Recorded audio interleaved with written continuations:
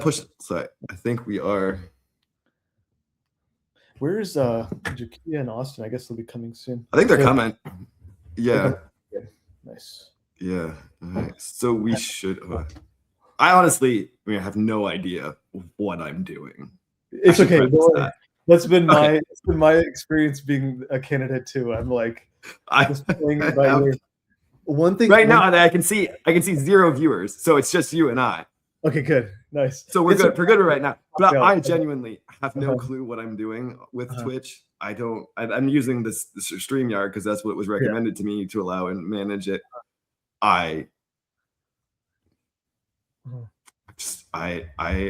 feel old. I feel like I'm Googling things to try to figure out what I'm doing with this.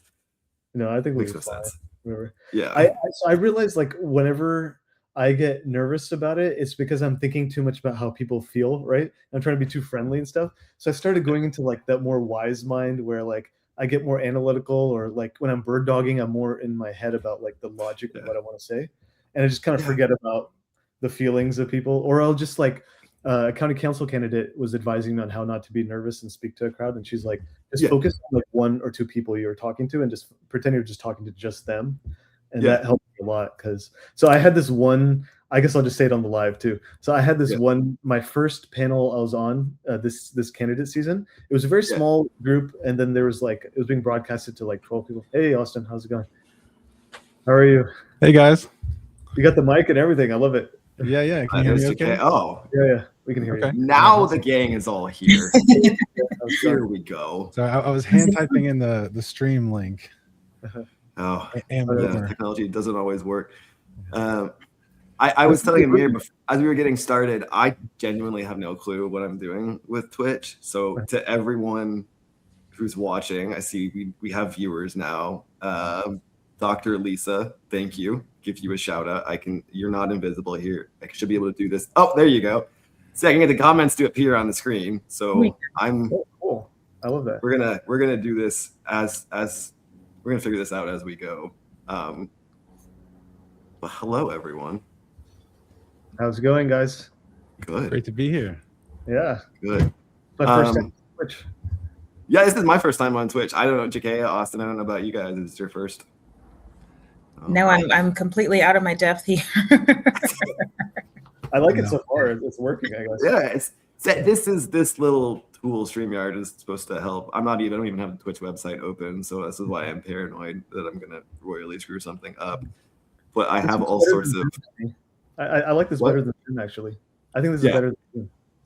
Yeah, I can add banners and messages like welcome and all sorts of things. So I will try not to screw this up. You're good. I just wanted as candidates, we all get asked feel like the same questions over and over again with every interview. I did one today, and the most common question is, why are you running? What motivated you?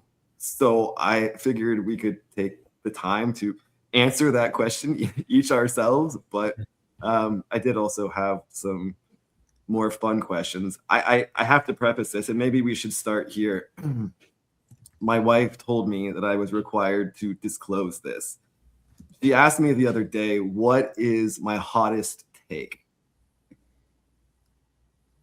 So y'all can think about your answers. I don't know what she was expecting from me when she said this, but I said that Waterworld is one of the most underrated movies of all time. It did not deserve the hate and shame that it got, and it should have won some more Oscars.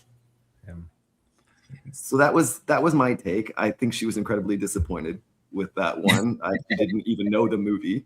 It was lost on her when I explained, and I had to play the trailer, and then my kids said it was too scary, and we had to pause the trailer. So, I love Waterworld. Yeah, I mean we went and saw it in the theater. It was a whole thing, you know. Yeah. I feel that way about Tenet.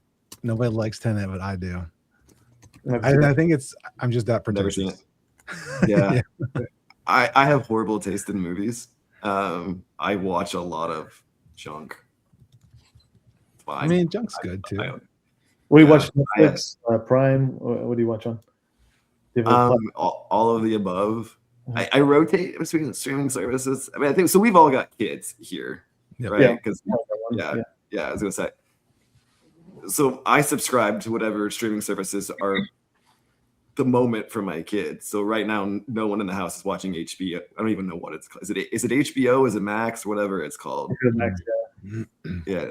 We don't subscribe to it because no one is watching it. So whatever's on there. Most of it lately has been on Netflix. Like I just watched. I fell back in Netflix recently. War Machine just came out with the guy from Reacher, blanking on his name. Anyway, yeah, that guy. Not Tom Cruise, the Reacher TV That's show. what I thought for a second. I was gonna say not Tom Cruise. Tom Cruise is not well liked in our house. Mission Impossible is I like Tom Cruise. My wife doesn't. We're way off topic here. This is I like this. No, I like this deep lore. Keep going. Yeah. No, I can't respect it. I started watching. I'll go into this on Netflix. I'll tell you about this is a free for all in this conversation. So we'll just say, my wife and I have this debate where you can respect someone for their creative craft, but they can be a horrible person. Oh, sure. Tom Cruise falls into that category. Yeah. The hot take in our house is Justin Bieber in that category. But we've learned more about Justin Bieber, so maybe it's not all his fault, right? Tom Cruise is safely in that category of horrible person, but I respect his abilities. Have you guys seen that show on Netflix? I forgot what it's called. It's like a dating show, but they pair people that are like totally like different ages, like really old and really young. Have you seen that? I've not seen the show, but I've seen like little pieces of it on TikTok. I just don't watch a lot of TV because you guys all know that running a campaign means that you're doing those things all the time. Yeah, absolutely. Yeah. It's super interesting. It is super. I don't watch that much TV, but when I turned it on, I got hooked. It's fascinating. There's parts that are boring, but it was like a cool experiment, I guess. I've never gotten in. I don't watch a lot of reality TV. I just it's like I did Top Chef for a while. So if we wanted to talk about the topic of the moment, we could talk about The Bachelorette being canceled. That would be, So glad that's news to me. That's lovely. Yes. I'm not saying I'm sorry if that's your thing. I don't. Oh, it's not my thing. I will pass on that. I think the most I've watched of anything in like the last few months is the Powerpuff Girls, thanks to my daughter. Oh, I love Powerpuff Girls. Quality TV. They still play that? They made a comeback. They have a whole new show. Okay, so my wife is in. I have to put this up on the screen. This is what I deal with. This is what I deal with. Tom Cruise is just not a good actor. This is what my household is like for everyone watching. There's a lot of accusations to level against Tom Cruise, but him not being a good actor is an interesting one. This is what I put up with, just so you all kind of aware. I love my wife very much, but we fundamentally the caveat. I love it. Yes. All right. So maybe we'll pull it back. We'll put this up. So Dr. Lisa, she wants us to get on topic. Let's get on topic. Yeah, we'll pull it back. The messages. She's like, get focused. Get focused. Yeah. All right. So we'll go around the room. We can call it, the Holly. Like, you guys are in squares on my screen. So Amir, we'll start with you. Okay. We'll why pick on you first. I'm running, basically. Why are you running, and what will you do when you get elected? Yeah. So I am running to get APAC influence out of county government. You would think that there's not APAC influence down at the local county level, but there definitely is.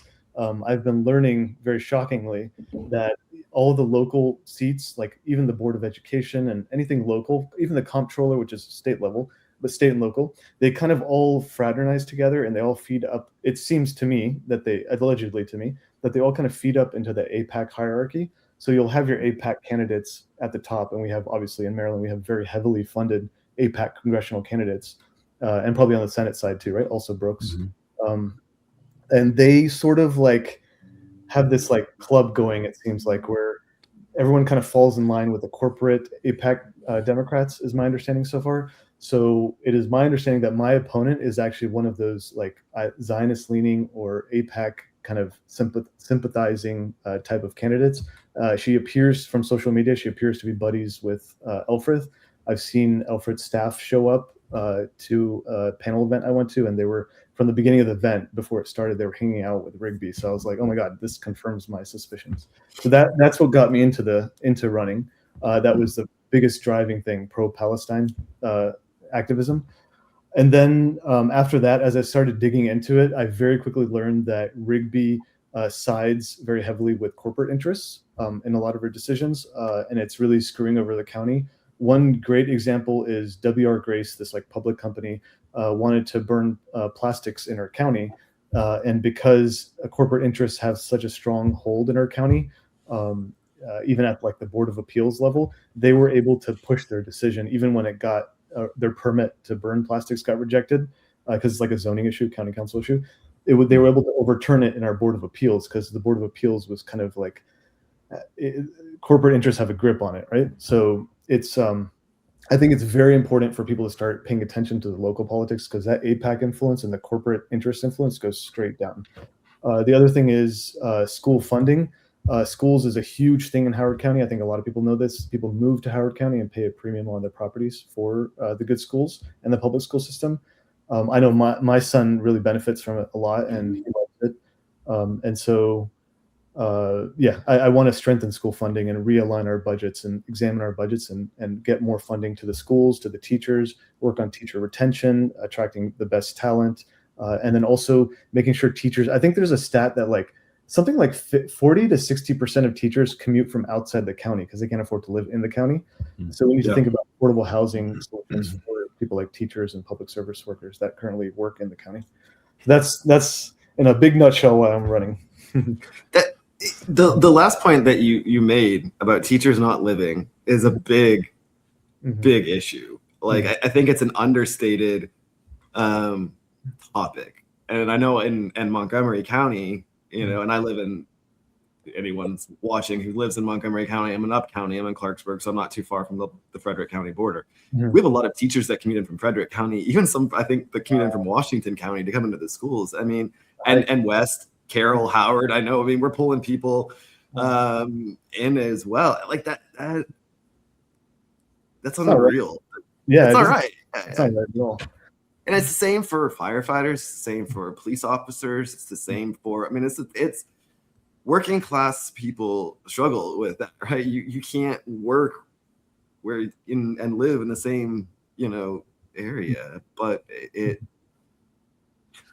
yeah. No, so kudos to you. So why strain the lives of teachers? I mean, if you think about it, if people move to this county for the schools and it's known around the country to be a top school district, like it doesn't make any sense to like have teachers that are stressed out or make life difficult for them because they're the stars of the show, right?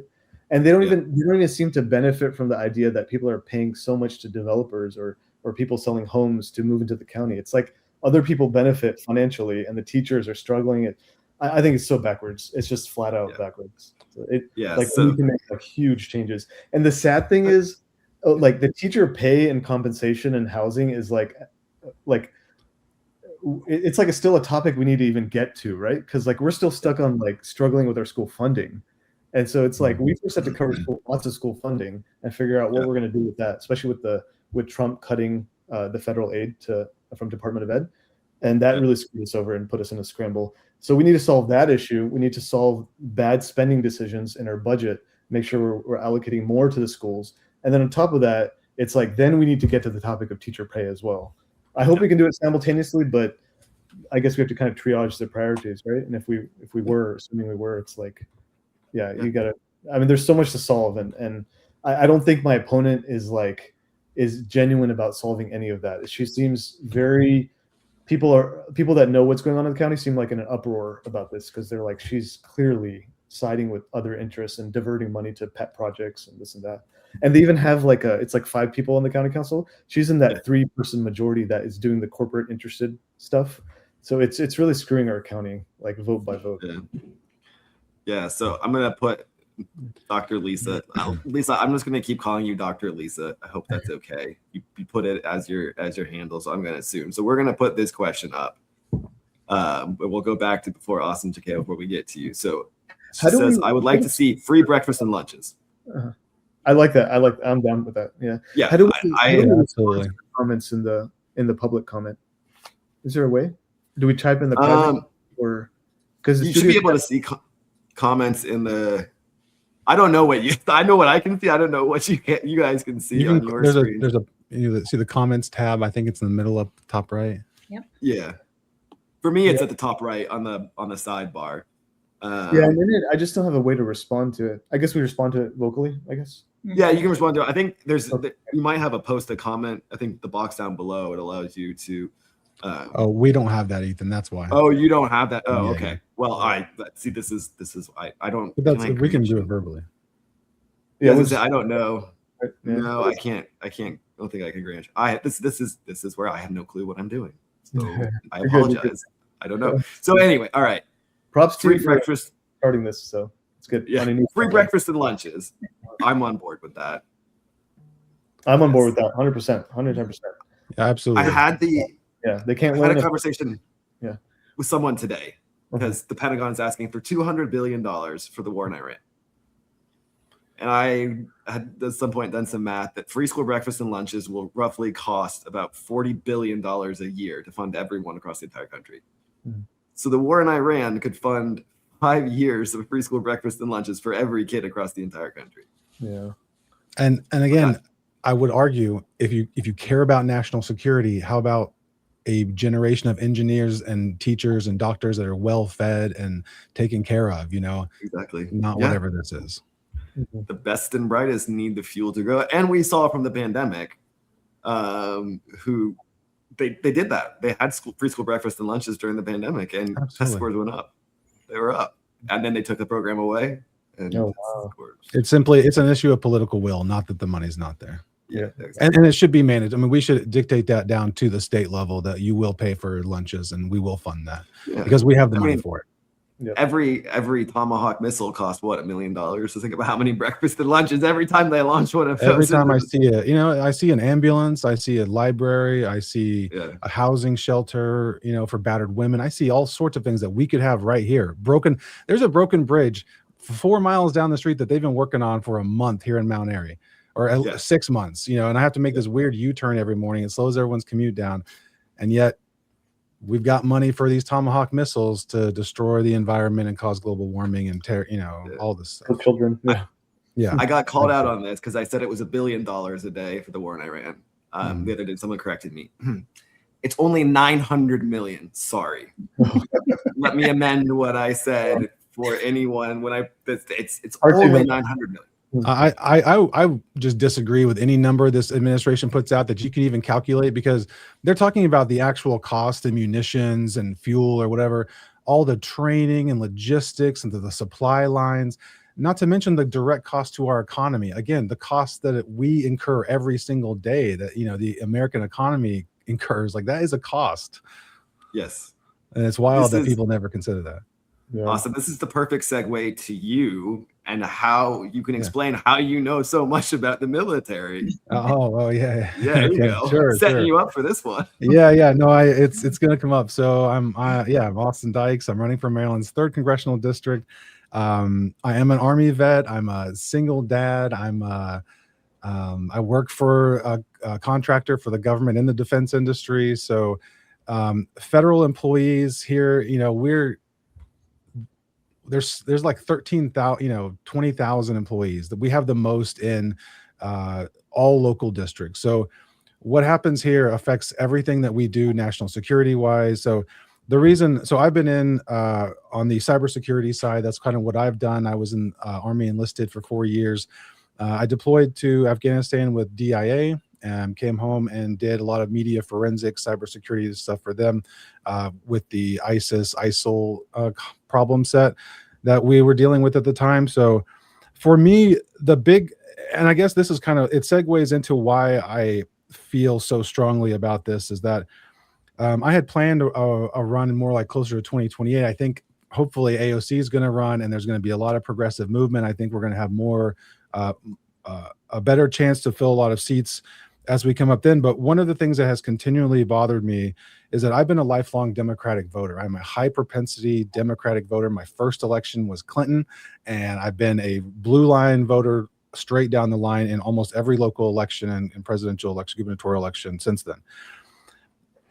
My generation, our generation, we wanted to do a lot of different things, but after 9/11, the whole world changed for us, it changed for everybody. My daughter and their friends, they idolize the 90s. I don't know if you guys are tracking this, the themes and trends, but there's an idolization of a time before constant eternal war, constant surveillance, constant economic strife left, Deficit. there was a time when it wasn't perfect. I remember that time, as an elder millennial, we're kind of the bridge. Like I remember a time where we did have garage bands and, it was calmer in certain types of ways, and that all changed. So everyone that wanted to do something with their life that could have been, maybe steered in a positive or more straightforward or some way to help their community.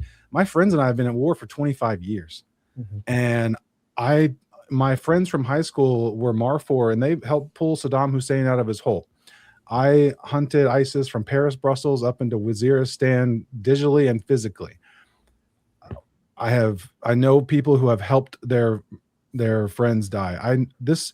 And so it's not just about the war itself. It's about a larger problem within our government that, just like we were talking about, it's the vested corporate interests that don't allow people to make the right decisions. So whenever you have this, whenever you have a system in which it incentivizes war and it incentivizes raw capitalism with no safeguards on it, then it degrades all things, right? And so it's not simply that AIPAC is in our government. It's that the defense contractors are in our government. It's that the corporate interests are in our government. It's that, after Citizens United, we don't have a voice, and so the whole reason I'm running is to be, I think that what the squad has done and what the progressive movement has done within Congress has been a lot of great work. I think it's time to roll in the big guns and say, we are building a beachhead. We are not going to apologize for progressive change. And when I look at the current Democrats in Congress now, including my opponent, it's so much more of the status quo. And I'm so frustrated by the idea that you can you can say the right things and say, yes, I support women, but how about you codify Roe v. Wade, right? How about we do that? And that's not even far enough. How about we make it so that you can't criminalize doctors who perform abortions? And I don't want to hear about, you care about healthcare. How about universal healthcare yesterday? Because we can afford it. And so I think that's what, if I lean heavy and, I lean into kind of the centrist Democrats, is because the Republicans are a known quantity. We know that their agenda is basically evil, and its intent is to harm others. But there's another problem within our government, and that's the centrist Democrats, the moderates, the capitulators to the right, the people who will not stand up for us and who have just failed to stand up for us consistently. We've given them our votes, we've given them our time, we've given them our money, and now it's time for people to be like, hey, I'm willing to take the heat on this. You can't blackmail me. I don't have any interest in any of this stuff, so I'm going to make the right decisions. And if I don't do that, I expect my constituents to vote me out. It's about the policy and what we do, not any kind of posturing or nice words. We're in a dogfight right now, It's something that you said, Austin, is that I've heard people talk about this, that, well, what do you expect Democrats to do right now? We're in the minority. Yeah. Oh, man, I love that question. I love that question. Even if there's so much to unpack. But I flipped that back to people, and I said, okay, so when the Democrats had the majority and we squandered it and we didn't do anything, Democrats now can talk all they want about Medicare for all. They can talk all they want about, affordable childcare. You can talk all you want about all of these policies, right? And then you'll get the centrist Democrats, like my opponent, who will sign on to the bill for Medicare for all and then say, oh, well, I support Medicare for all. Well, you signed on it in December and it was introduced in January. So, how much do you really care about it, right? But the Democrats had an opportunity, and they passed the Affordable Care Act. We didn't pass Medicare for all. There wasn't the will to pass it at that time. There wasn't the will to we could have done these things, at so many points, and we haven't. It's a frustrating. Again, I voted for Obama twice. I cried the first time that man got elected. I was so happy. I was so ready. And I thought, this is it. We are going to do it. This is the first time, the best last hope we have. I've seen the back and forth. And that man sold us out to the banks, and not a single person went to jail, and nothing changed. And it enabled more and more ratcheting to the right. And here we are. And so One of the main things is that we've got to have people that are willing to fight and willing to say that this is right, this is wrong. Not that, you know, we could, again, like Dr. Lisa was saying, there's so much we can do. We can set up community centers. We can do any kind of, like, we can do action locally. We can do action federally. We can not just write bills.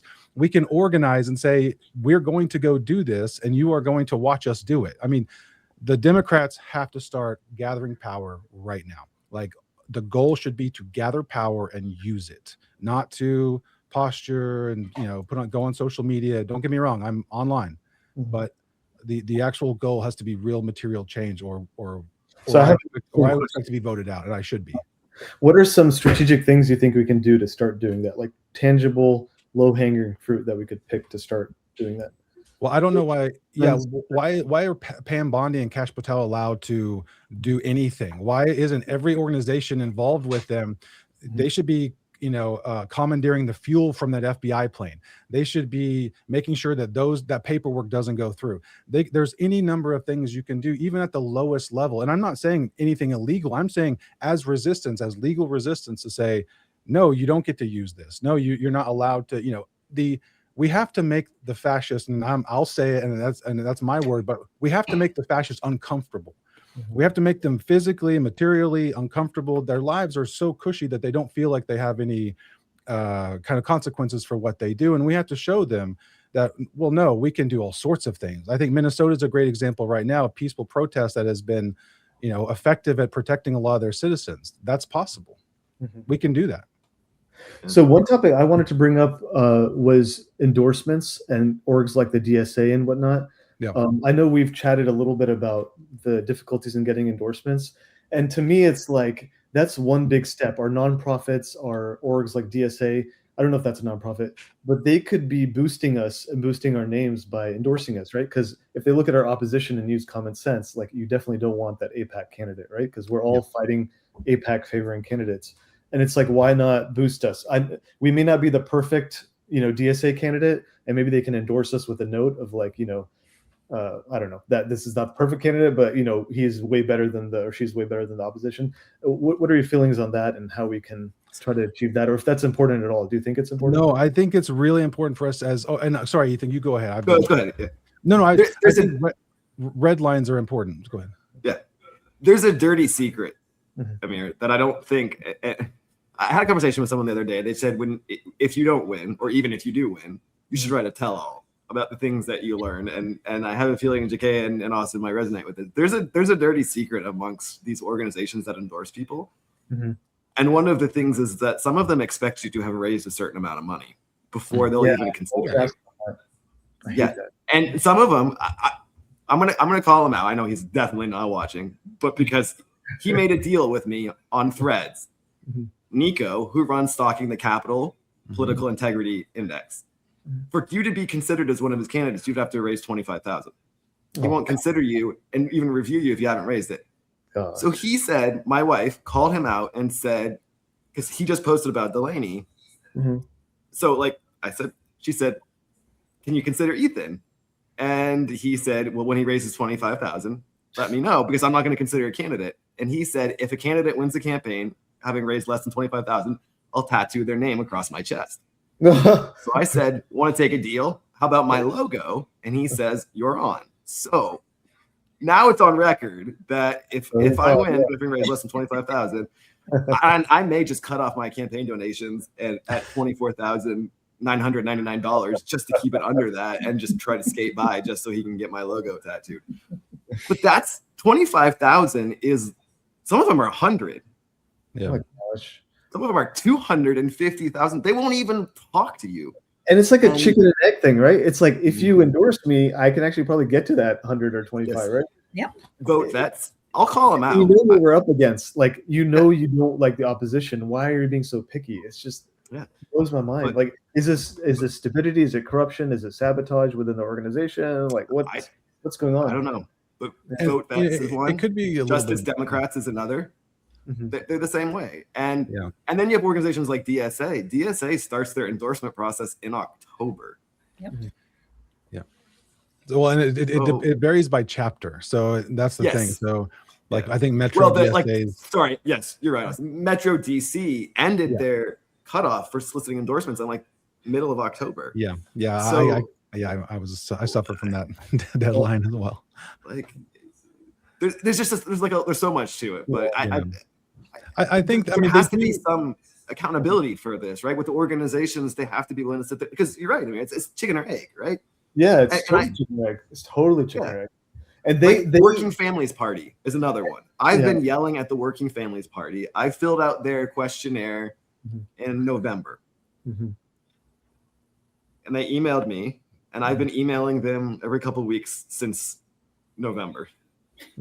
And they're not getting back to me. This is the same Working Families Party that endorsed Zoran. You know, he ran as the Working Families Party in the New York City mayoral election. So they've been doing that. So I asked in a group chat, I was like, is anyone experiencing this from Working Families Party? Is anyone getting through? Everyone, same. Even one of the big influencers in the group who helps coordinate a lot of the things, and she's connected us to so many people, they won't even get back to her. That's so weird. That is so weird.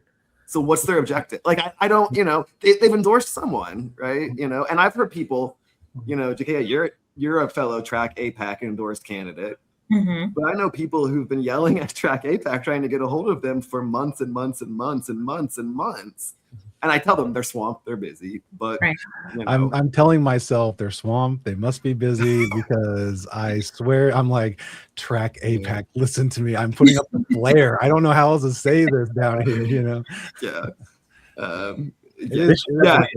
Austin. We want Alfred out. I want Alfred out so bad. Yeah. You want? I'm sorry. We want what? Something million of funding from APAC. That should be a player right there, right? Well, and this is the good segue to Jakeya, who's running against Mr. Glenn Ivey, My goodness. Mr. APAC himself. Yep. The highest taker of APAC money in the state of Maryland, Mr. Ivey. Yeah, and $4.5 million, something like that. No, he's including independent expenditures, he's up to 8.1 million. Wow. Which is so funny because District 4 in Maryland is the second most Democratic district in the entire country. And so there's no reason for him to have to do that. I mean, every single, well, I won't say every single, the previous town halls that he's done, people have like back-to-back talked to him about this issue. And he's like, nope, I'm not going to stop. I'm proud of it. And it's gotten to the point where his last town hall, they fielded questions beforehand. You had to submit your questions, and they asked him the questions that they wanted him to answer so that he wouldn't get any of those questions. Alfred is the same. Yeah. That's what we're Delaney does the same. Her upcoming or recently held town, she's got one in Garrett. I don't know if it just happened or about to happen. Pre-vetted questions. Yep. And then, I mean, that's if we get anything. We only get a town. The last one was March of last year. Then we didn't get one until January of this year. So, we hear from him during election season. Outside of that, if you don't have $1 million to drop into his bank account, too bad. And that's one of the reasons why I decided to run. It was like, everything is controlled by corporate and billionaire interests, and nobody is thinking about any of us. And I mean, you can call the offices, you can write letters, you can email, you can show up, and nothing matters. Yep. And so I spent some time at the end of last year, maybe the middle of last year, trying to find somebody to run against him. And I was like, listen, I'll help you on your campaign. And everyone was so concerned about, well, what if I ruin my political reputation and I can't run for office later? And I said, okay, screw it. I don't care. I'm not worried about a political reputation. I'm worried about trying to make something change. And so I decided to run, and I've had so many conversations with people across the district. I have not met a single person yet who's like, you know what, I'm really excited about Glenn Ivey. Everybody is like, we need something different. We need change. And whoa, that's good. This is a really good year for it, because we're at a point where, okay, the current administration, we know Democrats are not in power. They're not trying to do anything to get power back. And even if we do, what is that going to change? Like Ethan said, we've been in a position before where they were in power and they didn't do any of the things they promised. Yeah. All they did was send us text messages once a month asking for money. And so we're at this point where the current administration has torn down a lot of the things that that really were holding this country together. It wasn't anything that was really life-changing for a lot of us, but it was holding us together. It was doing enough to keep us stable. And so we're at a point where we can either put these people back in power and let them sustain these same structures, or we can rebuild something different. And sending those people back to Congress is just not going to do it. I have a story for you, Jakeya, a personal argument with Glenn Ivey himself that might be cannon fodder for you. Yeah. So the first thing is, this is not as much cannon fodder, but the guy is super arrogant. We were trying to talk to him about Gaza with like a women, primarily a women's like advocacy group for Palestine. And so we're going around to different offices visiting them. We missed Glenn Ivey, but then he happened to be walking back from lunch and he wanted to talk to us personally and said, okay. So we sat down at a table in the middle of the reception area in the office. We started debating with him, and very early on, he seemed to get pleasure out of like rubbing it in our face that he was like super pro AIPAC, right, and pro Israel. So first, I was like, so we would try to talk to him about like, Israel is in violation of international law. It's in violation of this. It's committing genocide. All he wanted to talk about, he's a former prosecutor, right? Mm-hmm. So he knew how to steer the conversation. So he was forcefully steering it. He was not acknowledging or engaging any conversation about genocide or whatever. He kept steering it to like, you need to be forward looking. You guys are looking in the rear view mirror type of thing. The thing you need to be focusing on, and here's your cannon fodder, is the Board of Peace. And this is right before the whole news broke about the Board of Peace. So he kept talking about the Board of Peace, and like, I don't know how long, it felt like a 30-minute conversation. It felt super long, right. But he kept pushing Board of Peace, and that's all he'd talk about. So you can say that's like a Trump thing, right? Board of Peace. So how is he a Democrat if he's like so rah Board of Peace, right?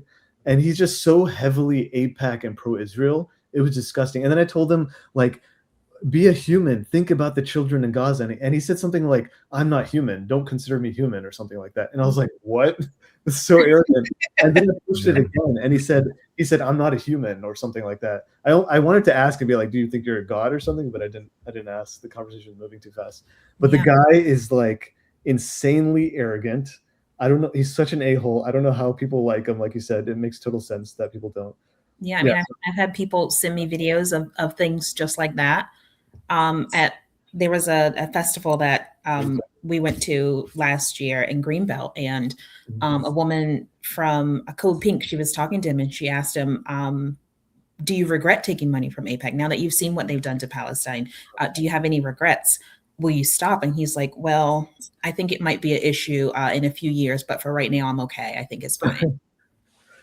So it'll never be an issue for him, probably. Yeah, it'll be an issue for him once the Strip is paved over and there's no one left. That's ridiculous. So here's a question based off that. How many of you get dirt on your opponent sent to you randomly? Oh, all the time. Oh, yeah. All the time. For sure. Yeah.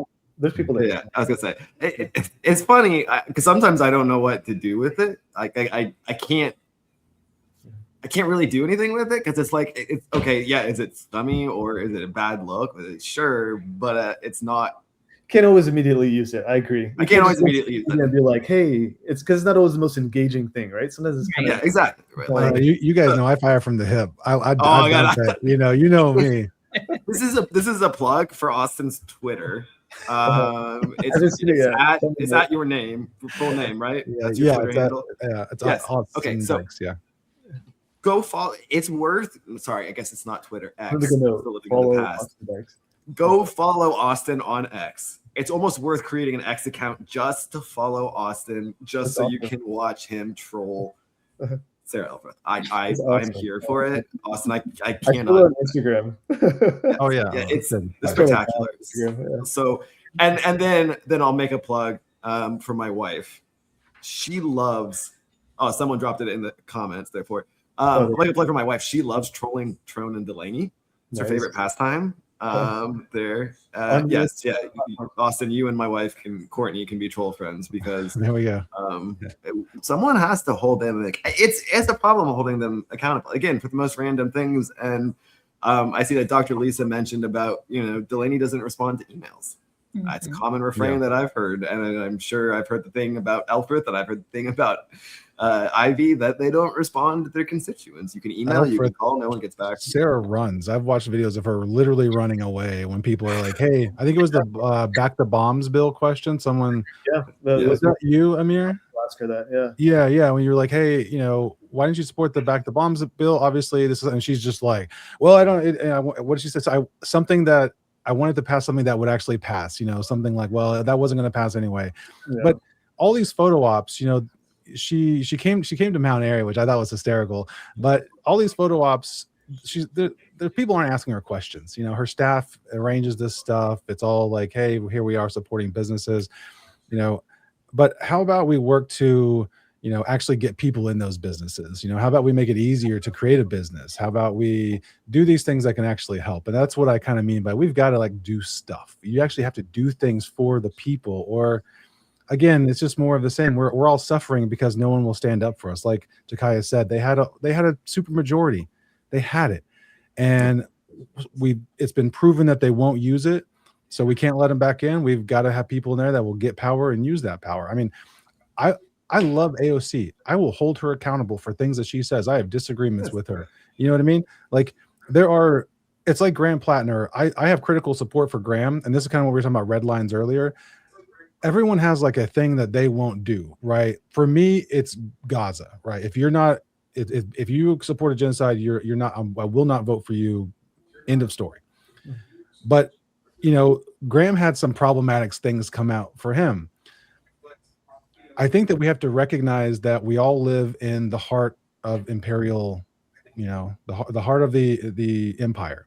And because of that, there's nothing that most of the things we do interact with that empire, which is bloody in and of itself. And so I think we've got to like try and figure out where our red lines are. Like, hey, is this candidate going to do a Fetterman and, you know, just completely screw us? Or is this person of such quality and character that we think that even in untested waters, they will at least try and make good decisions, or the best decisions that, you know, morally. Is that kind of your argument for why we should be endorsed? Is that what you're kind of getting at, or?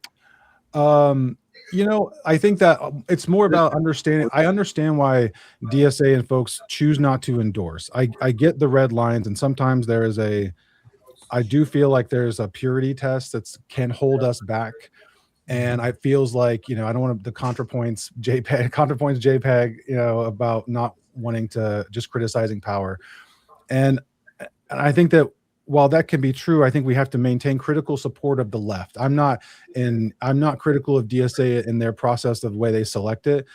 I want their support. I need them to recognize that we're serious, right? Because I think what Ethan was saying is a lot of folks, they put like the 25,000 and 250,000 because they don't want to endorse you.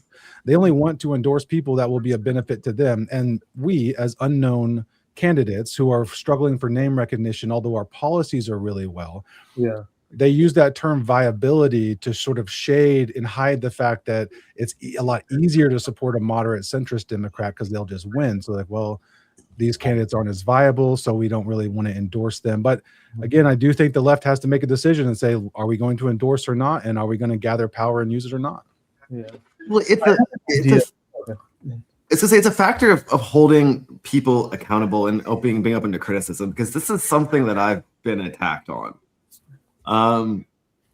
And I'll be blunt. I got attacked by John Delaney, April McLean Delaney's husband and former member of Congress and former presidential candidate.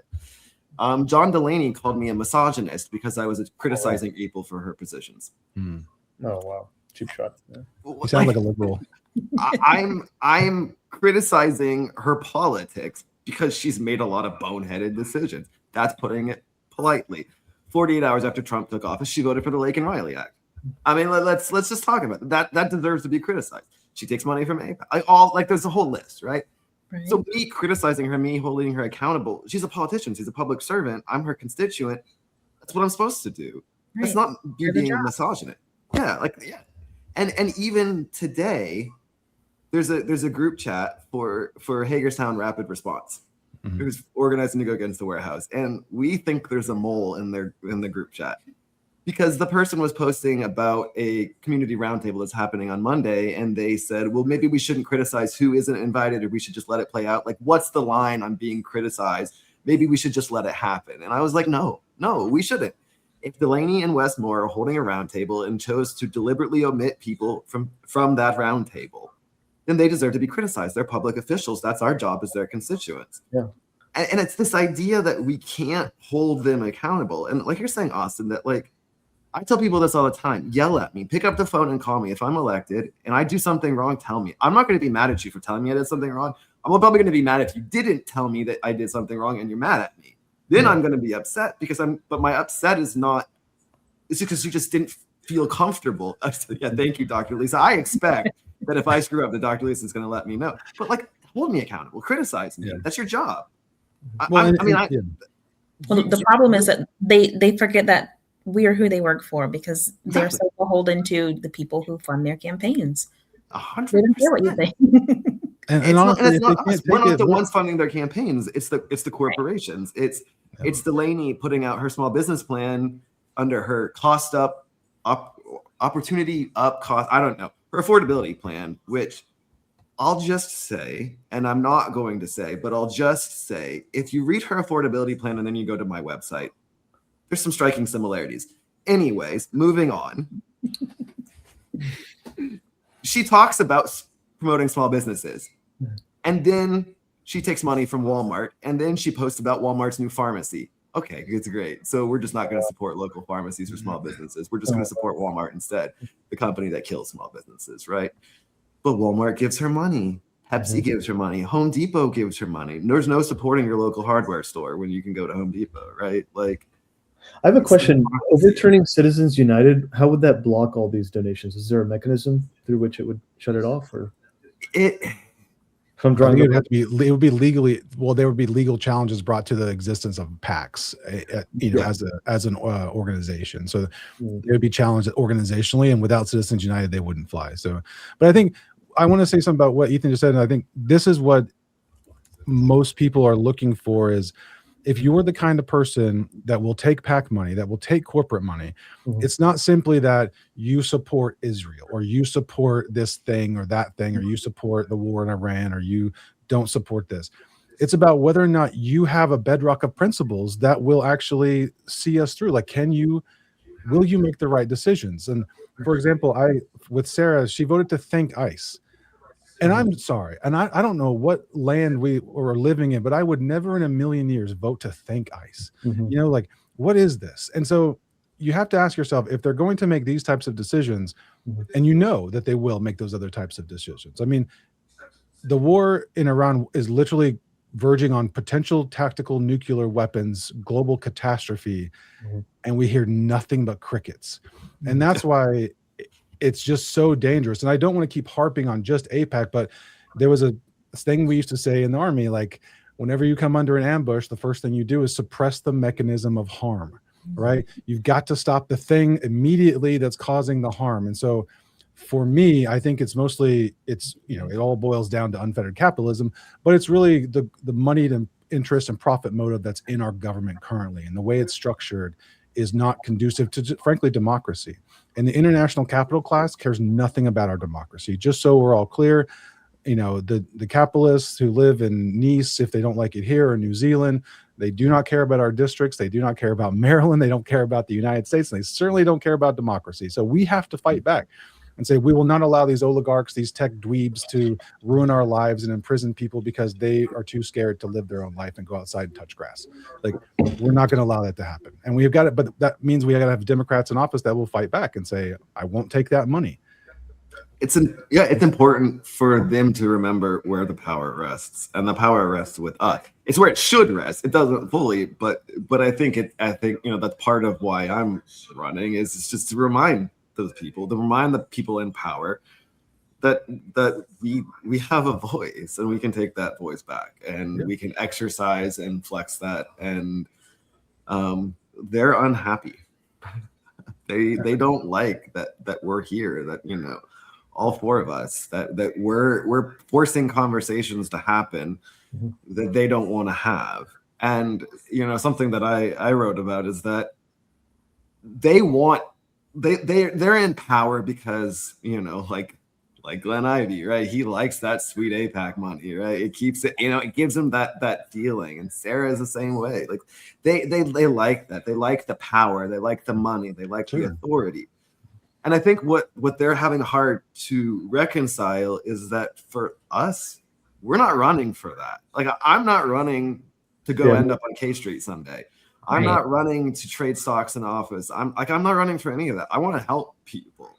Yeah. Like, that sounds stupid because none of them do. Like that. Like, it's such a weird concept, and that terrifies them because everything that they hold on to that they love about being in office we don't care about. It's not why we're doing this. And they're set to lose that, and people are starting to see that happen.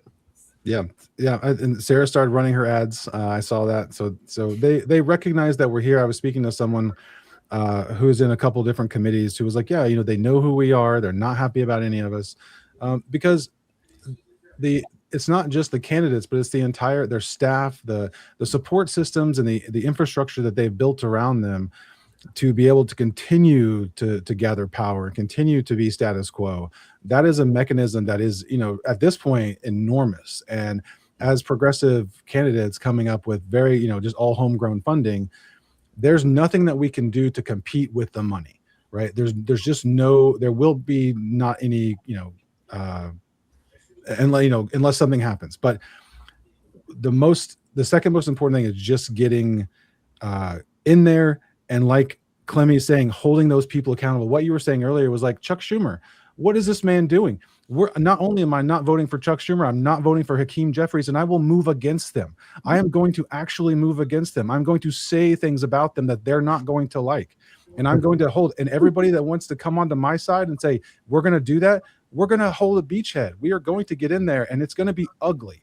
And they're calling it the Democratic Tea Party or whatever, but it's simply that there are a group of people who are not willing to give up their souls for power. When Nancy Pelosi said she wasn't going to ban stock trading, my heart dropped out, because again, it was just one more like breaking, like, oh, this is actually wrong. Like they're actually corrupt. This is the problem. Yeah.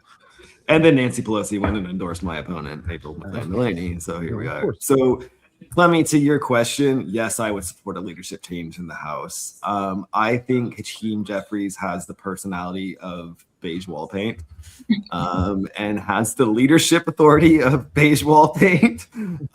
Wet beige wall, not even dry paint, wet paint, freshly painted, rolled on wet paint. So yes, I would support a leadership change in the House. People have asked me, like, who would that be? I don't know who wants it. There are a lot of people. I mean, AOC obviously is at the top of a lot of people's list, whether she would want that or not. A snail, yes.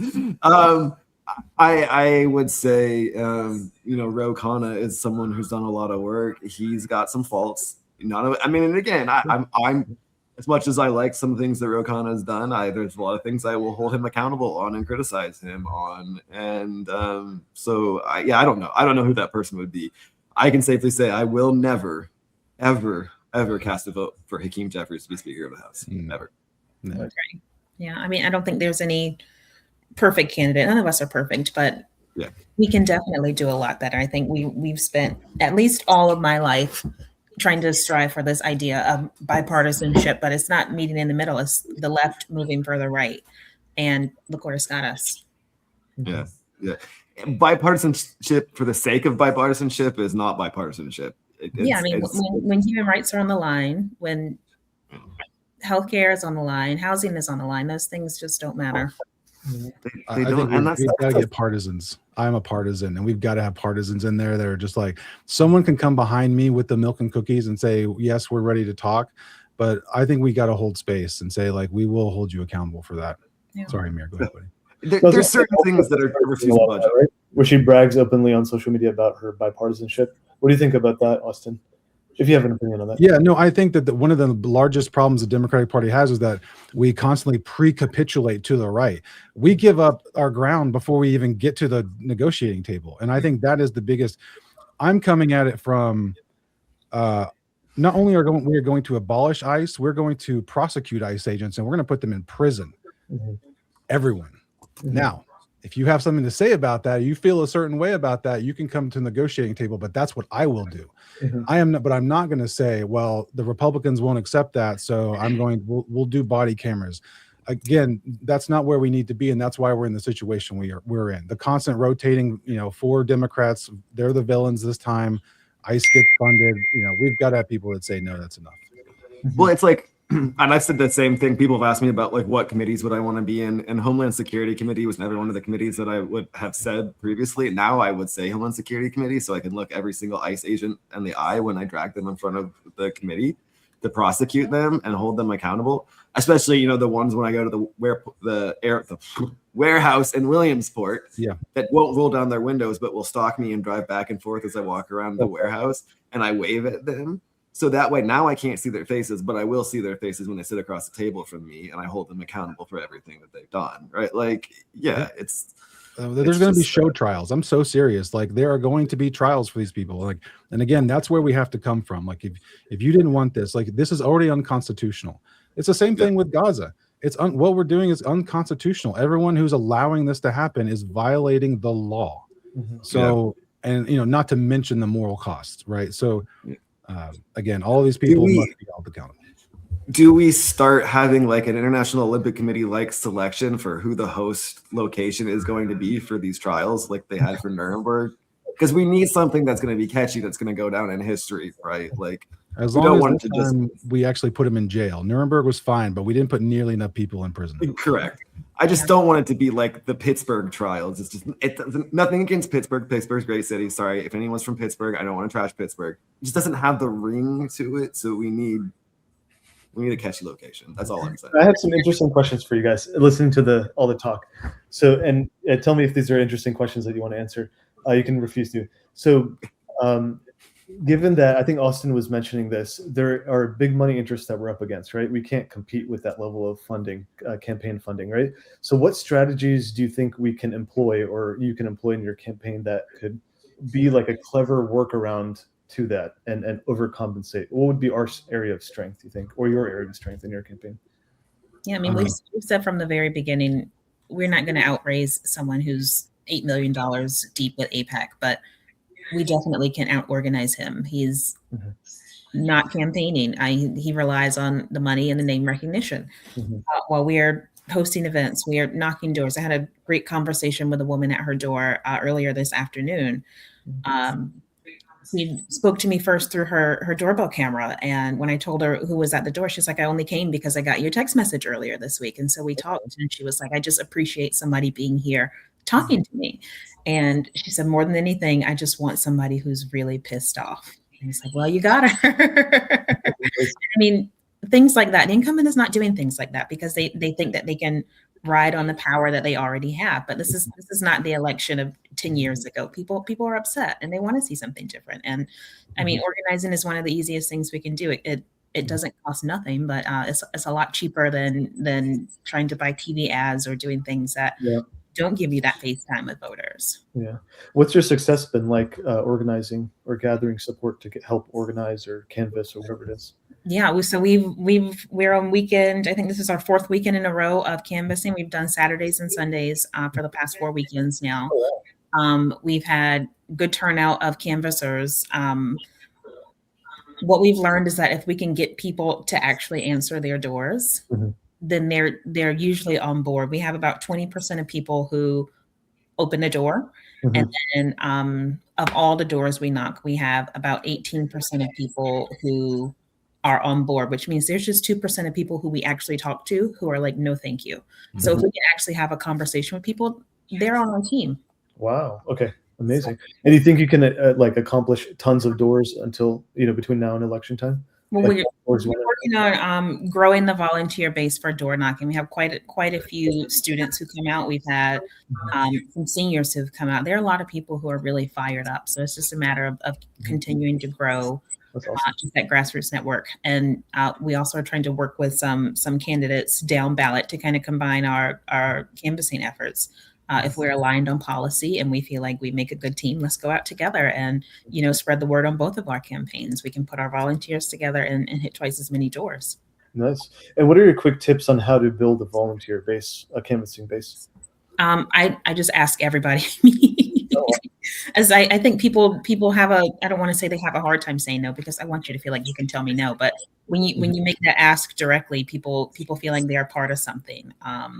And everybody wants to just feel like they're part of something right now. There are a lot of places where, I don't know about in you guys' community, but we have people who are sign waving every single week. We have people who are, passing out literature at the Metro every single week. These are people who are already engaged. They're already wanting to do something. And so you give them another outlet to kind of direct some of that anger and energy, then you have great volunteers. What are some of like your quick like selling points that you mentioned to people? And then how do you also, what are your strategies that help you raise the most funds and get the most donations? I think direct ask, again, fundraising is something that as a grassroots campaign, we're always going to struggle with. And somewhat we compensate with volunteers. A lot of people are struggling right now. And so they may not be able to give us money, but they can come out and support in different ways. And I still think giving people just like a low barrier to entry, like when we do events, we always have a free ticket level. So come, even if you can't afford whatever we're asking, come anyway. People end up donating something after they have a chance to talk and, or even just hear from, you know, however I address the crowd, people feel inspired. Oh, nice. What are some of your like, what's your like top 3 things or top 2 things that you hit first usually when you kind of sell your campaign or your movement? Yeah. So people, well, we've heard from people when we're doing door knocking right now, and we are trying to collect information. We started with, and this is still what we're doing, but we started with telling people, you know, no corporate money, no PAC money. We're completely grassroots, which is something that matters to people a lot in the community at least. And then really pushing government accountability and reform, not just on the Republican side, but across entire government. And that's been really successful with people. And then we try and get a good gauge of what issues matter most to them. And the war and ICE have been almost every single door that we've talked to. Right. Wow. So I don't know if you guys, I know in Prince George's County, the students are required to do their volunteer hours in high school. We got the sign off of the guidance counselors that they can canvass with us for their personal hours and sign off. That's a good idea. That's a really good idea. I didn't think about that. Oh, wow. Because they want to help. You know, I think one of the biggest things growing my campaign was just going out and holding town halls, talking to people, because once you start talking to them, I have not met a single person. I've met one person who wouldn't take my like handout flyer. They were like, oh, I don't know what this is about. But if you just say like what all of us are generally about, any single one of us, our policies are very similar. You start explaining to them that we understand, you know, that they're angry, that the prices of things are too high, that they don't feel like anyone's listening. And like Jakeya was saying, it's always about the war. It's always about prices being too high. And, you know, again, the everyday economics of their lives, people's are suffering all across Maryland, you know, and whenever you tell someone that we, as, you know, not the system candidates, I can say like, yeah, we've been working class our whole lives. I've gone without medical care. I put off dental care. Sometimes my teeth hurt for longer than they should. And everyone recognizes that that is a situation which in the richest country in the world, we should not be in. It's not a difficult, you know, ideology or a difficult sell. It's just we don't have the will for it, you know? Austin, I have a really good question for you. It's something that's itching my mind. So it seems like Elfrith, from what I'm seeing, she sits on the Armed Services Committee. Yep. It seems like she really, like, I don't know if you say fuels or really serves the military industrial complex is my impression. How would you be different on that? Because I know you're in a defense background already. Yeah, that's a great, yes. Thank you for actually asking me that, because I did want to explain how, so I believe in a strong national defense.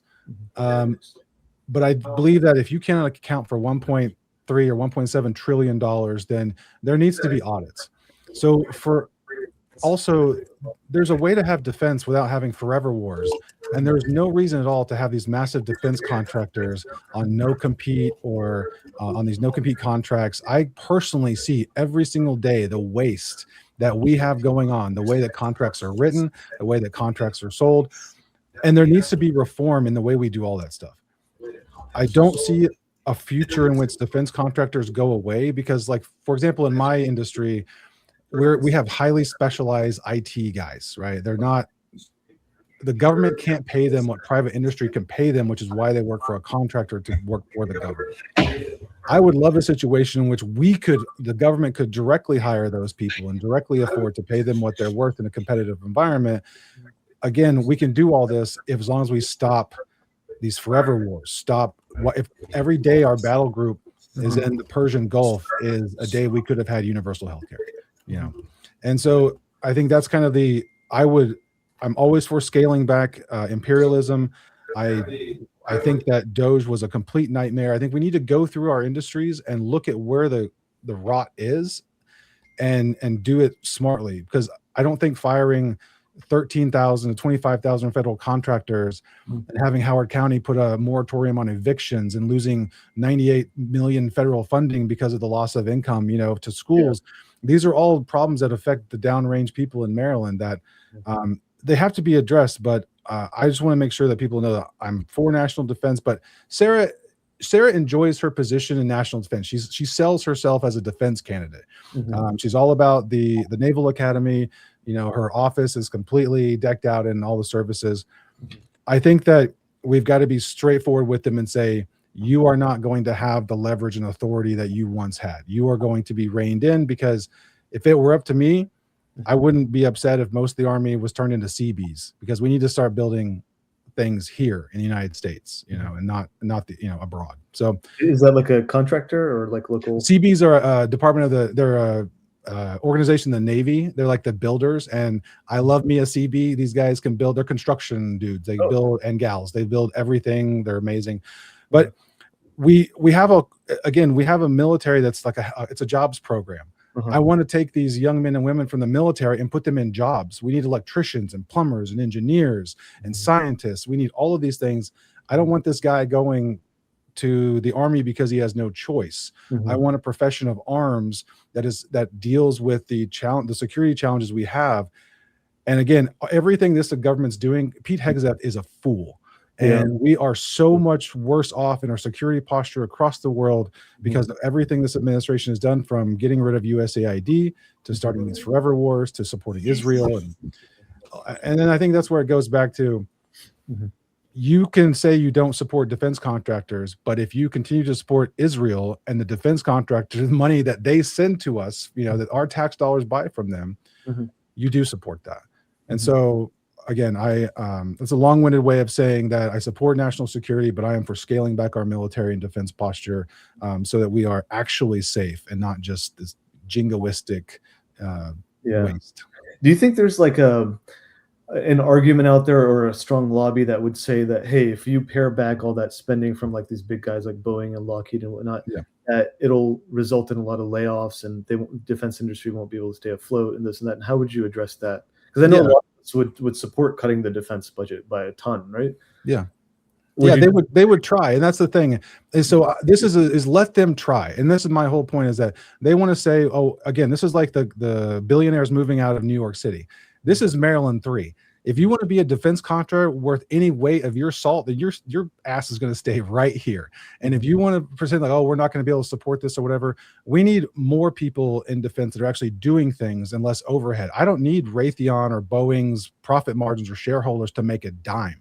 I need us to have exactly the defense we have, not a dollar more, oversight on all of it, and so that we know where our tax dollars are going. I mean, that is how we make our country safe, not all this other stuff.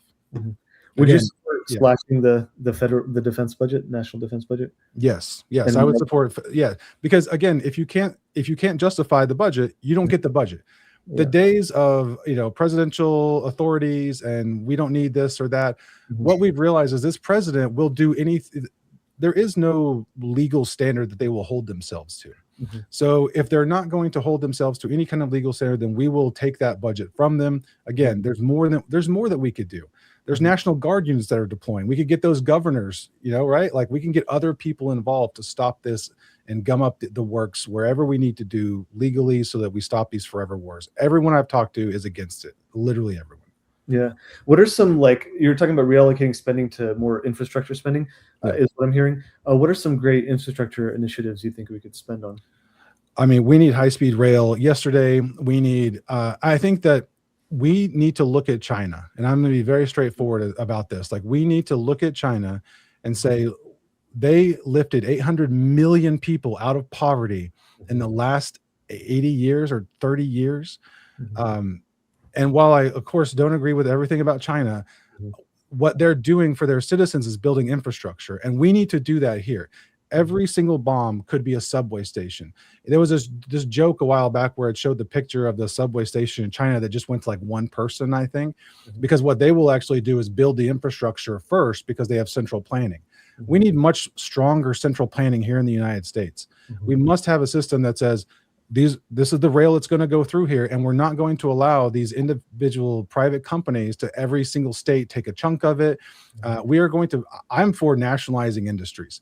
I'm going to take SpaceX right back from Elon Musk. It's going to be called NASA, and we're going to fund it, and we're going to appropriate their wealth. If that's my starting position. So what I'm saying is we have to build infrastructure. We are done giving it to the capitalist class. You know, I mean, it doesn't matter what the infrastructure is. You tell me infrastructure, I'll say yes. I love that. Love that. Awesome. Anyone else on those questions?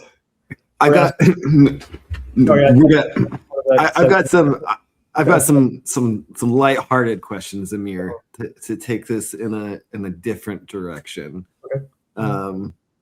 I can't compete with Austin's answers. To be honest on those questions. I love the answers. No, I yap. Yeah. Please tell me to stop yapping. I'm sorry. No, you're good. You're good. This is an opportunity. You got a bravo in the chat from Dr. Lisa. So I echo a bravo as well. So I've got some. I googled humanizing questions to humanize people and humble them. So I won't make y'all put you on the record for what is your hottest take. I've already said Waterworld, one of the top 10 movies of all time, Oscar winner. I won't expect anyone to answer that question. I'll give you mine. But I will say, well, if you want to, Jakeya, go ahead. Yeah, I think all of our wars should be fought one-on-one. Like if you have a problem with Iran, President Trump goes to Iran and you fight that war out. Don't put us in the middle of it. So would you be a fan of bringing back dueling? Yeah, let's do it. Let's sell tickets. Put it on pay-per-view. There's our healthcare right there. I mean, we're gonna have UFC at the White House or whatever. So right. Oh, good. We have a fan of dueling, Clemmy. Thank you. I'm glad I'm not the only one. I just think you watch those videos of like, what is it? Taiwan. One of the somewhere in Southeast Asia where they frequently have brawls in their like parliament.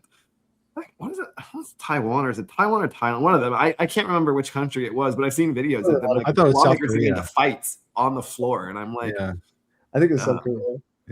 Yeah. It was just someone did mention dueling. Was that Mark Wayne Mullen who said that? Oh, God. Oh man, let me tell you about Mark Wayne Mullen. This guy. I can't wait to get into Congress. I cannot wait, and especially because I grew up in Oklahoma and in Texas before I moved out to Maryland about 12, 13 years ago, prior to the military and stuff. And so the fact that he comes from Oklahoma is just devastating to me. Like I get it, but this guy, he's exactly what's wrong. And I'm a devout feminist, and this kind of toxic, masculine, non-patriarchal garbage is what's poisoning all of the young men who see this kind of things. This is not leadership, and so I'm tired. I was raised conservative, basically. I was raised in every conservative space in this country, but we didn't, everyone here, we didn't lose our empathy and our understanding, and that's going to be a problem for them, because we're back, and he's the kind of person that's just, who is, what is that? Yeah. Gross. All right. So here's the question for you. What did you want to be when you grew up? So since we're all running for elected office, what did you want to be when you grow up, and how far off are you from that? So I'll share. My initial was, my mom is watching the stream, so she can attest to this, but I wanted to be a garbage man. A garbage man? Okay. So I'm not a garbage man. Obviously, I'm not. Ain't nothing wrong. That's with what I wanted to do when I grew up. Was a garbage man. So, well, I'm embarrassed. I wanted to be a healthcare executive, and I went to school for it.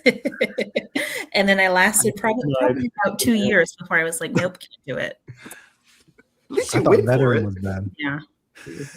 You said 2 years before what? What happened? I just quit one day. I was like, values or paycheck, which one is it going to be? You don't want to deny claims, right? And I mean, that was all it was. Yeah. Did you quit pre-Luigi or post-Luigi? That definitely pre-Luigi. Okay. I feel like there's a lot of healthcare executives who might have been reevaluating themselves after Good. Luigi. Yeah. I held on for as long as I could. Yeah. It's hard though. You know, that's the thing is we grow up and we have these ideas and it's, you know, this is the world we live in. You don't even know what your options are. Right. You mentioned early on, Austin, about glorifying the 90s, right? There's like the 90s were a great time. I can say that they were utterly fantastic. But as all of us, as elder millennials, there was a tipping point. And I say this when I talk about growing up. We're part of the Columbine generation. That was 1999.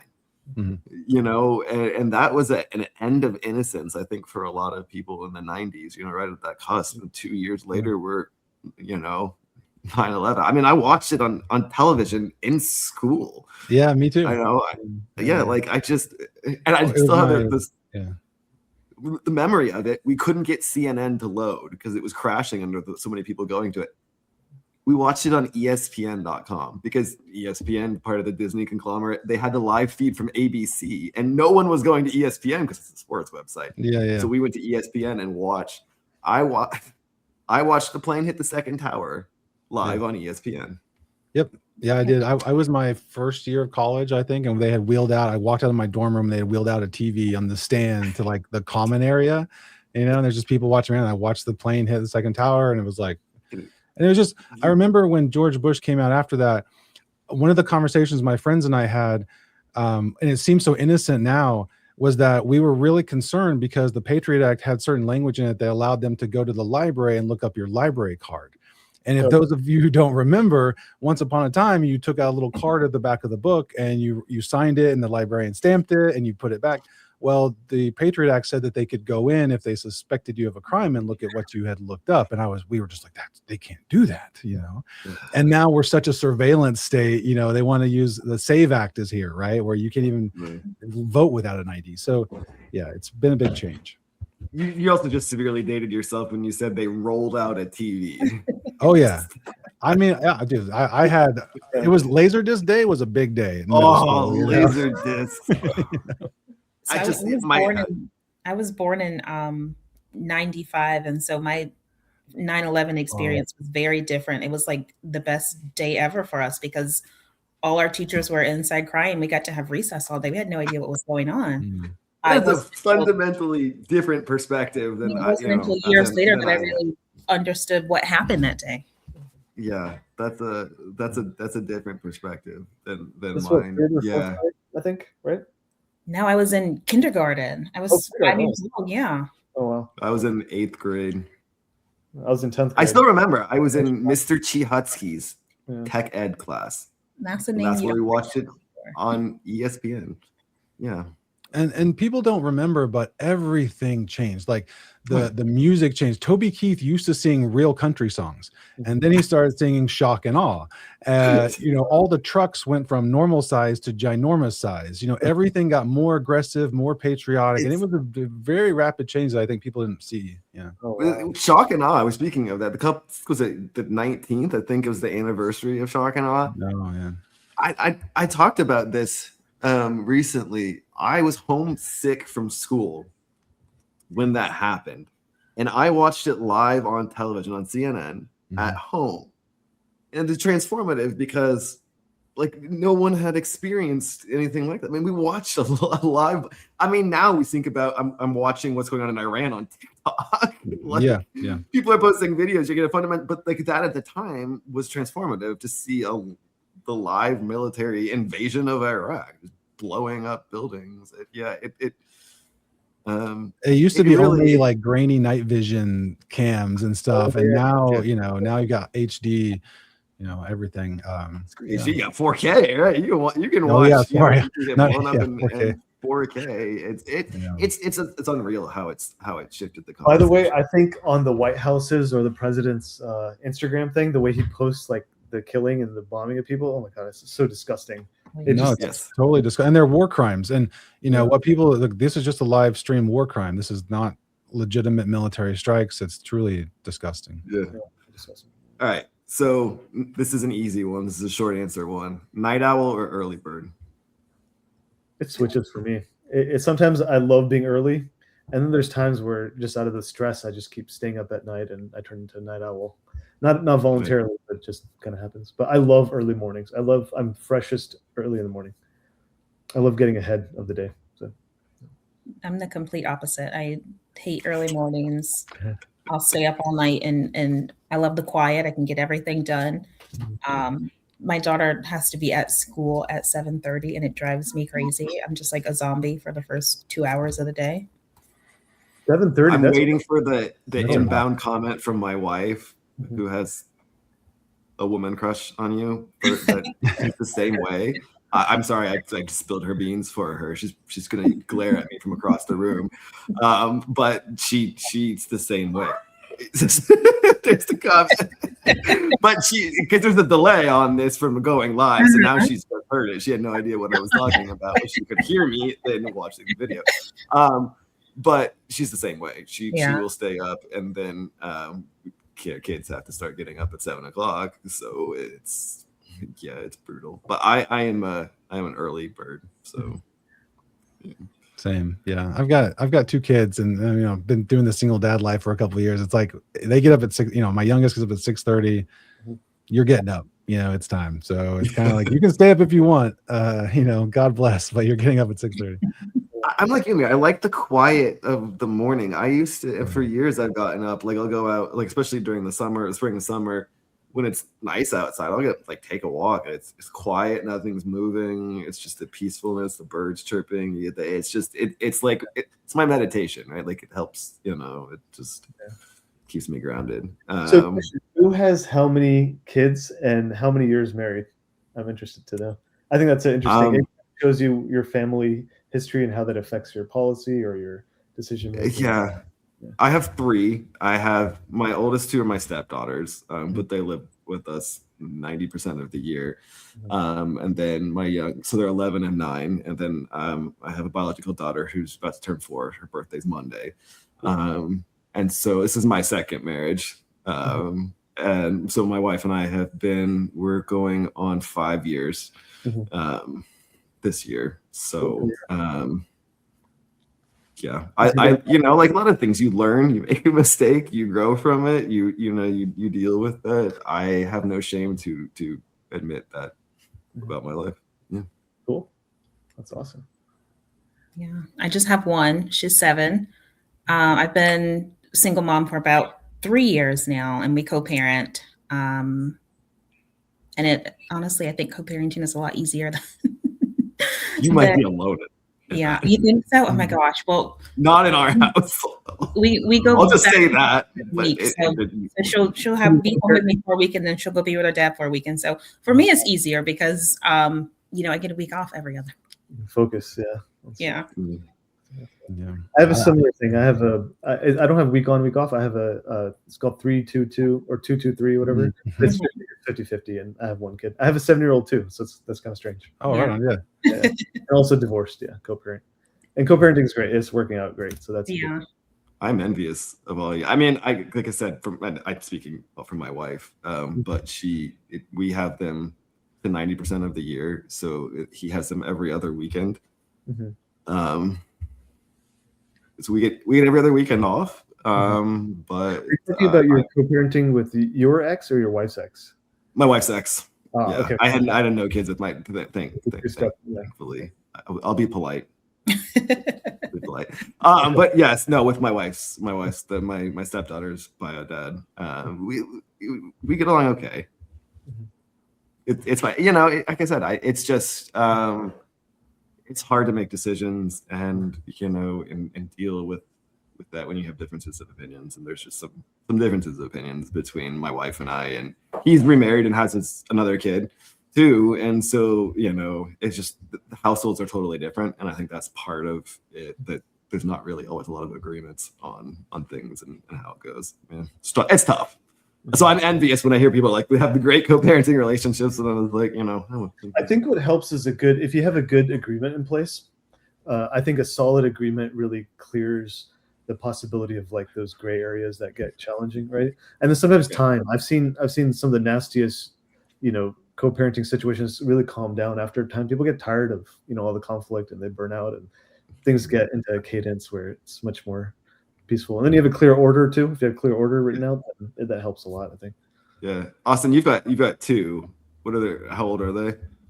My oldest is 12, youngest is 7. So it's awesome having a teenage daughter, and so I don't want to say I have a good co-parent. I do, but like Jakeya, I have a week on, week off, so every other week, and we get along just fine. So it's pretty easy to manage sleepovers and stuff.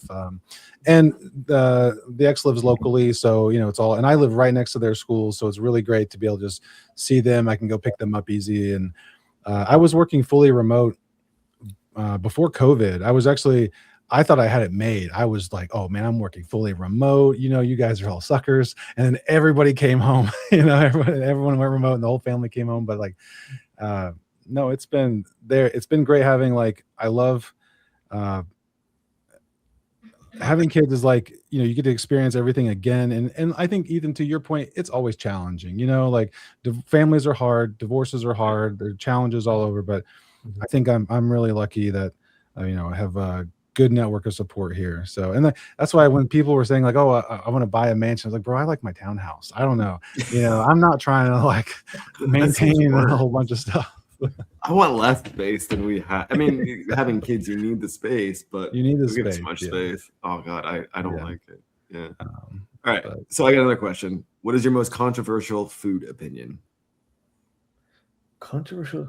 Please don't bring up the pineapples on pizza thing, because I'm tired of seeing that on dating apps. It just drives me nuts. Wait, Ethan, what'd you say? Your most controversial what? Question. Food opinion. Oh, food opinion. Okay. Yeah. Mine is very DMV specific, and I always get in trouble when I say it, but I don't get the appeal of mumbo sauce. I think it's the worst thing ever. You don't like it either. It's okay. You're not alone. It's not controversial. I do not understand the appeal of mumbo sauce either. Don't get it. I don't know if it's going to be politically expedient to say I don't like this stuff, so I'm going to say I love mumbo sauce.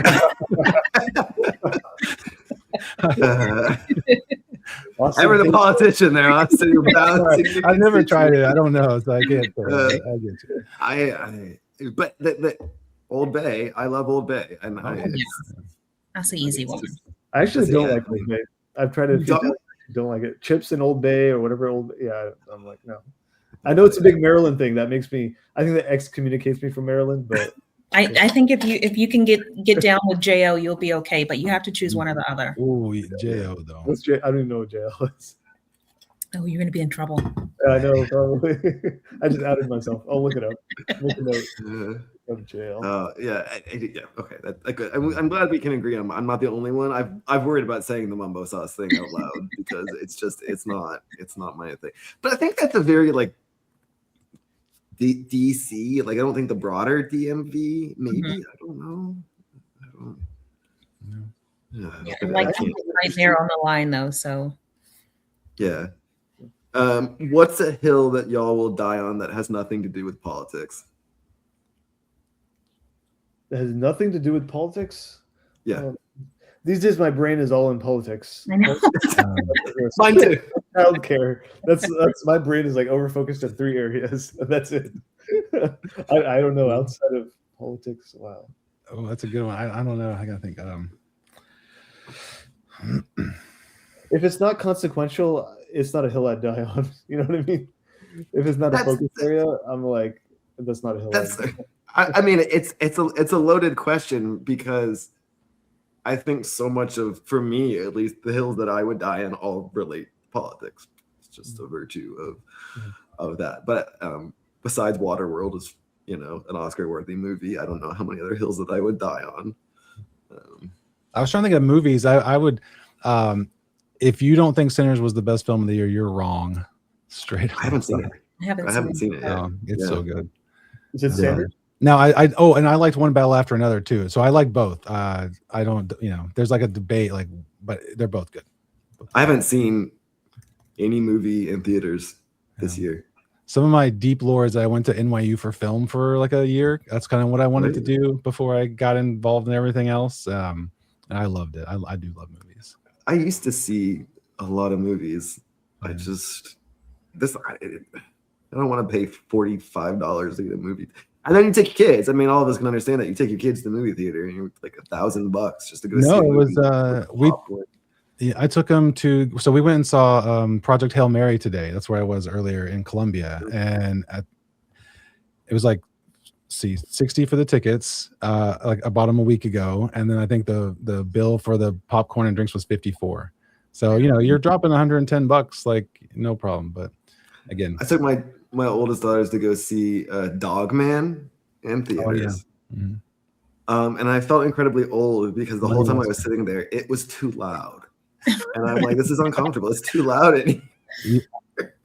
I knew that with some previews with the kids' movies, their previews. I'm like, this is really, and I come from the MTV generation, right? But I know this is me. Like they usually tell me to turn the music down in the car, and I'm like, I can feel Dog Man. Like first off, okay, it was a cute movie. I like that, but you should not be able to feel Dog Man like in your body. There's a line that I draw with that, and I just felt way too old. I haven't been back since. It traumatized me that much seeing Dog Man. Are you guys able to focus on most of the movies that your child makes you watch or children make you watch? Sometimes I'm just like, I cannot stay with it. I just start looking at my phone. I think the only one that we've watched in the last few years was K-pop Demon Hunters. Everything else is crazy. And okay, I have to say this. One of the members is a Marylander. She is from Germantown. Yep. And went to Northwest High School and then graduated from the University of Maryland College Park. So you got to have her on. Yeah, I can pull that one off. Believe me, get her to campaign with me. I have a campaign event singing. She can come sing Golden, and absolutely. That's it. That's it. Delaney and Trone can pack it up. Yeah, it's done from there. Like Wild Robot. Mm-hmm. Oh, I love Wild Robot. I cried. I cried too. I haven't seen it. Yeah. I did an interview earlier today where I confessed that I like rom-coms, and when the time delay catches up for my wife, she's gonna laugh at me from across the room. But I love rom-coms. I've said it. Nothing wrong with rom-coms. Yeah, need that every once in a while. You've Got Mail, classic. How to Lose a Guy in 10 Days, classic. Sleepless in Seattle, classic. I told you I have horrible taste in movies, so I just feel free to Austin's over here laughing at me. No, I'm not. I'm really not. I like those movies. I've been watching a lot of horror movies lately. I like scary movies. That's kind of what I've been into. I too. I get tripped out sometimes. I get majorly tripped out sometimes. Yeah, I've introduced my wife to horror movies because she's gotten big into it. I'm gonna call her out. She's gonna get really mad at me. She watches movies like this, horror movies. I'm so jumpy during horror movies. Yeah. That's why I have cats. I can't watch them alone. That's all we do.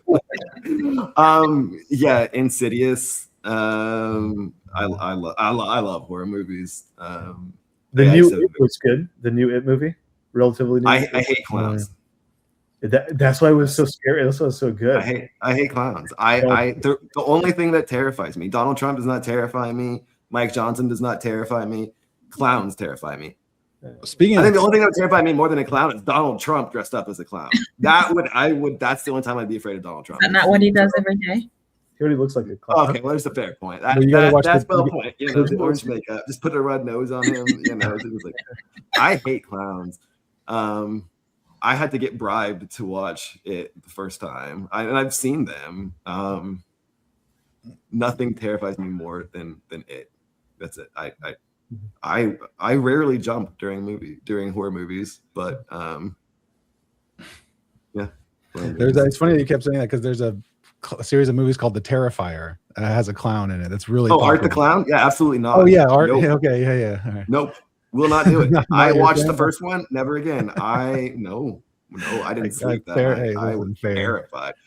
I can watch like I said, the Insidious ones are fantastic. Mm-hmm. I can watch any horror movies and I'll sleep like a baby. Terrifier?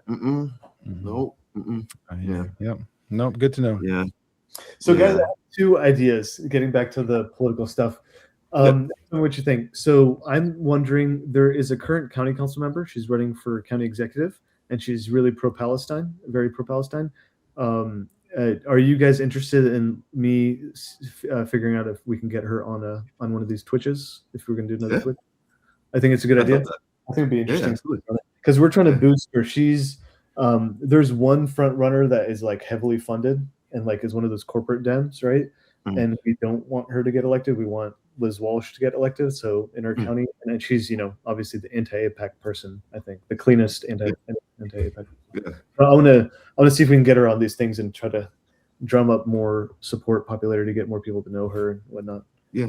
And then get Harry Jaron on, because we got MDO3, MDO4, and MDO6. So we have a convenient break in the MDOs. We have 5. We got to bring Harry on for that one. So yeah, we'll get Harry on to talk about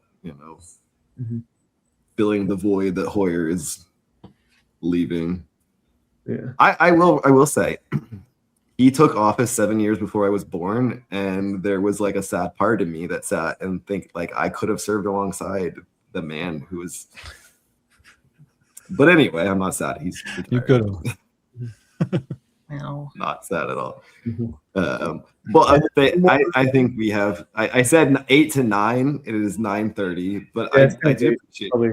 Yeah, as the time has gone by, but I do appreciate you all joining tonight and the conversation and exposing ourselves slightly, the human side. I think it's important to humanize people who run for office to show that we are real people.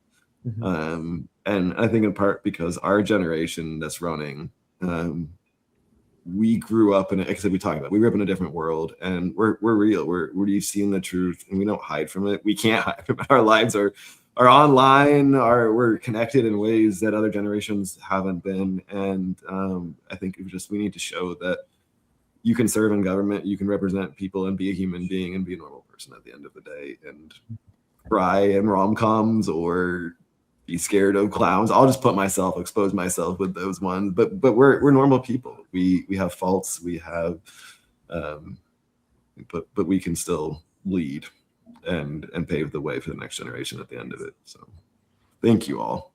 Nice. For Thanks. joining. Totally agree. Thanks, Ethan. Yeah. Anyone want to make a final plug for shout out for themselves? Amir, go for it, sir. Me? What's your social? Definitely vote for all of us. I think Austin, I love you as a candidate. I think you're great. You're going to do a great job being our congressman. And so I really hope people. I don't know how many people we have on the call, but I really want to push you. And I think you're a great, excellent option to get Elfrith out. So yeah, and Jakeya, same thing, and Ethan. So.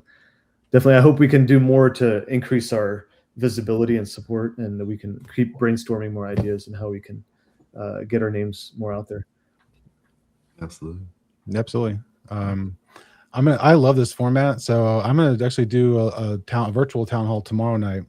Yeah, nice. On my regular Twitch channel, which I hope works. I'll see if, like you said, we'll see how Twitch goes. But I think. The biggest thing for all of us is just getting our, name recognition is important for all of us. So if you have the opportunity to tell us about your folks, it's my socials are Austin for Maryland on Insta and Austin Dyches on X. It's austinformaryland.com.